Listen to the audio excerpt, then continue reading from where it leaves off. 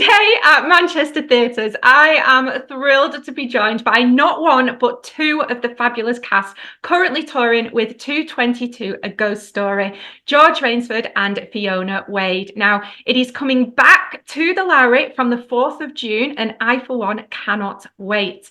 George is known across the nation for playing Dr. Ethan Hardy in Casualty, as well as series regular in Call the Midwife. He has been in shows such as Law and Order UK, Waking the Dead, and Doctors. On stage, he has not long been in the Lowry, actually, with Peter James's Wish You Were Dead, as well as other shows such as All's Well That Ends Well, The Three Musketeers, and Roald Dahl's Twisted Tales. Then, of course, Fiona is loved across the nation for playing the fabulous character Priya Sharma in Emmerdale, who has had some fantastic storylines.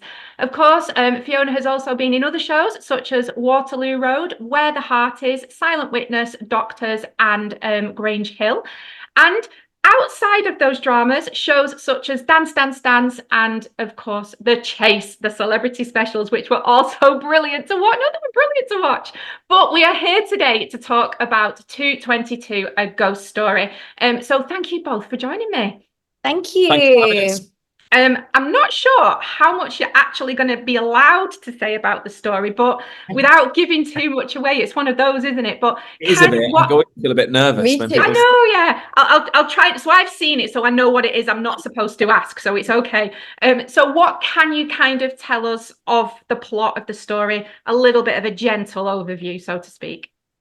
Okay, so we play a couple, Yeah. married couple with a young baby, and we're doing up our house in a sort of suburb of London. And the play starts with Sam, my character, having returned from a 4-day work trip.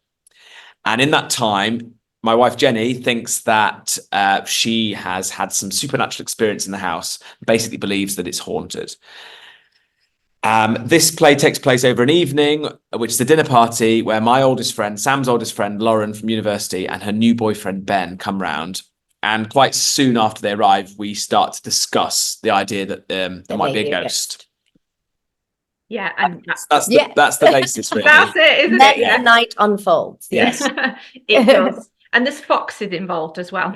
Yes. Some foxes. There are some foxes. So can you tell us maybe a little bit more about Sam and Jenny?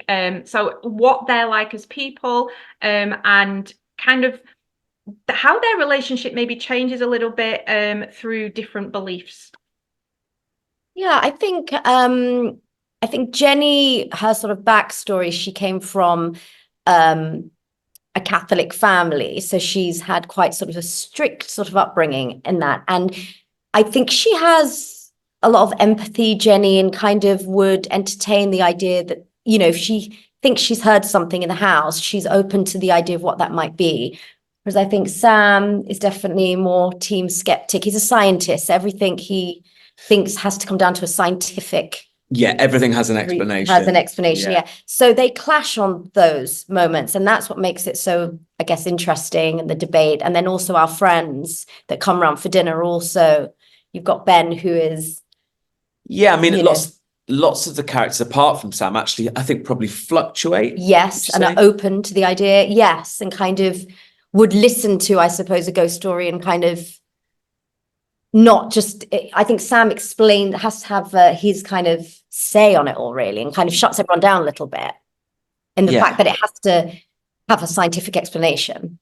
I mean, I love playing Sam in sort of characteristics terms. He's very sort of self-confident and enjoys holding court, and he has a real enthusiasm for facts and science and anecdotes, but it can kind of come across as a bit verbose perhaps, or too opinionated, and I think it's enjoyable playing at that. Yeah, and I think Jenny, especially sort of, I guess, in the first half of the play, is more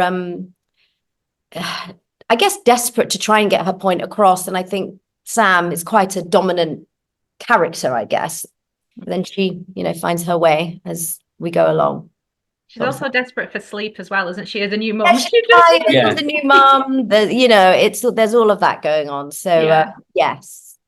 And what's brilliant is because there's the 4 characters, so you've mentioned there's Sam, Jenny, and then we've got Lauren and Ben, and it's fantastic character when people watching, because you've not just got the relationship between you two, but then there's the different dynamics of the layers of what when they're able to talk to other characters, but how that then shows the way that you are with each other versus what you might secretly think about each other and things like that. So there's all these layers that come out, isn't there? Yeah. I feel like it's just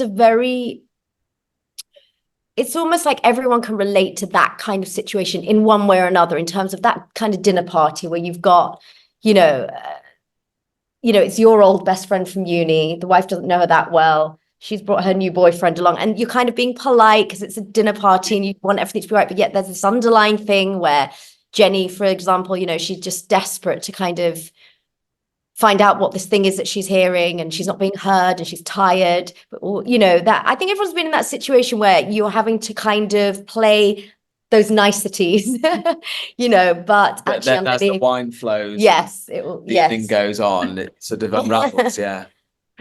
And again, you kind of touched on it, but the fact that these 4 characters all have completely different viewpoints on ghosts, and I think that's just what's so brilliant about the writing, that it isn't forcing an agenda. It's presenting different opinions and showing you're allowed to change your mind. You're allowed to play around with them and think.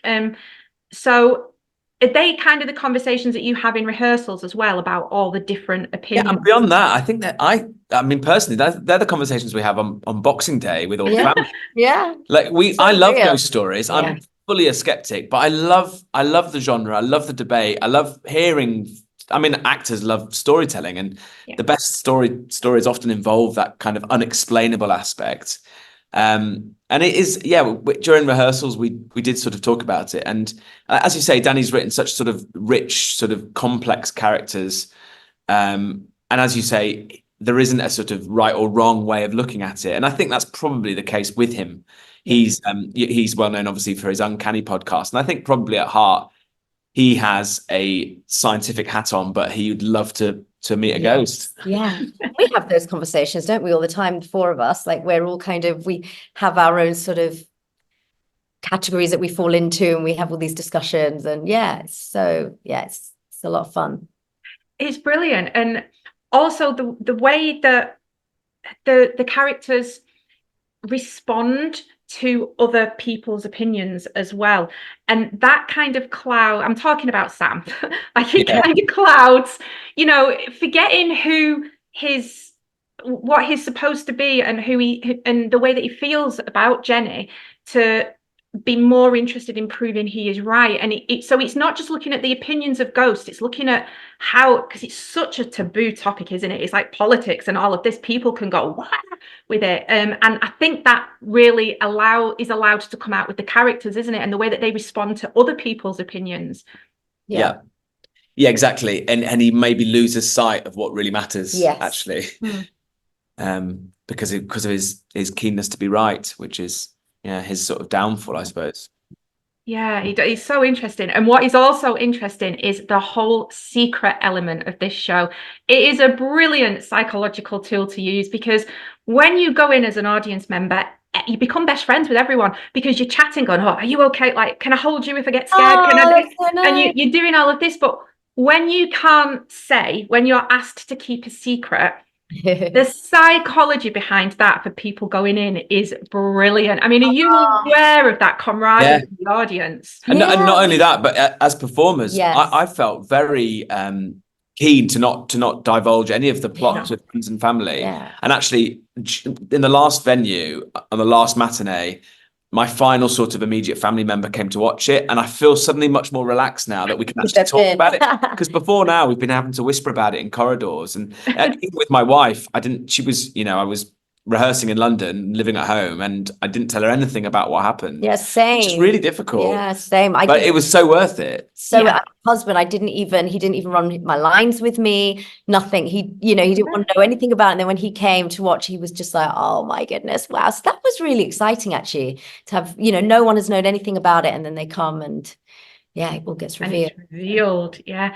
And I'll tell you what was a shock to me when I came that I wasn't expecting: the humour. Oh my goodness, it is hilarious. It is so funny. And we were just talking about that, 'cause so many people have said that. And I think that's why I always try and get across that it is a real fun night out. Yeah. Yes, you have your jump scares, and yes, you have your debates and some really incredible, interesting conversation that I think people get really drawn into, but it is fun. And it's contemporary as well. Yes, it's modern, it's fun. It's not like a traditional ghost story. No, There's a it's lot not. of funny moments. Yeah, it is. There's some absolute cracking one-liners in it. But again, I also Jay who plays Ben. You haven't seen this production, I presume, but no, not this one yet. He's got a very, very natural He's sense very of funny. humour, and his timing's excellent. Yeah, he's very funny. And it plays, again, I think it plays brilliantly into the sort of psychological element of it, because you go in expecting this big ghost story, and of course we do have that, but then you start relaxing because you're laughing and you're like, oh, this is okay, actually I'm all right. And then boom, you get us with something just as we've relaxed. That's when something happens and we're like, oh, yeah, it's so clever. Yeah. So when you're on set then, when you've been rehearsing and you then get to go on set for the first time for your tech and all of that, and you've suddenly got elements of things and lights and sounds and doors slamming and all of that, does that kind of, even as performers, even though you know what's been coming because you've had someone shouting, there's got to be a door slam or whatever, does that kind of hit you and you're like, whoa?